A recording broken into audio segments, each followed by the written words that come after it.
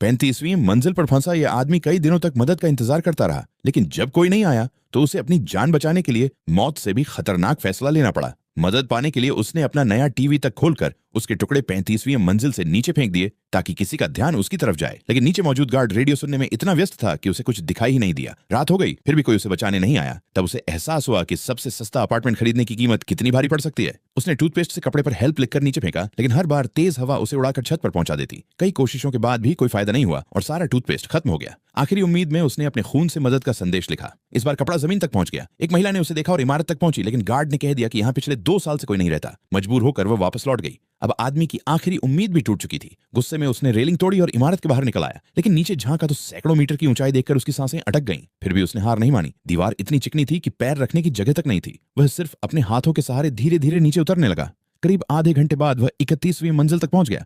अब उसका आत्मविश्वास बढ़ चुका था और वह तेजी से आगे बढ़ने लगा, लेकिन तभी उसका पैर ऐसी जगह पड़ा जहां रेलिंग ही नहीं थी। वह किसी तरह खुद को संभाल पाया। बचने के लिए उसने अपनी बेल्ट निकालकर रेलिंग से बांध दी और उसी के सहारे हवा में लटक कर नीचे उतरने लगा। कई मिनटों की मशक्कत के बाद उसके पैर अगली रेलिंग तक पहुंच गए, लेकिन वहां कोई बालकनी नहीं थी। उसे दीवार से चिपक कर साइड में सरकना पड़ा। एक पल के लिए वह फिसलने ही वाला था, लेकिन आखिरी समय पर उसने खुद को बचा लिया। आखिरकार उसके पैर 30वीं मंजिल की जमीन पर पहुंचे। उसने कांच का दरवाजा खोलने की कोशिश की, लेकिन वह नहीं खुला। मजबूरी में उसने पूरी ताकत से लात मारी और कांच तोड़ दिया। थका हुआ आदमी अंदर घुसा, धीरे से हैंडल घुमाया और इस बार दरवाजा खुल गया।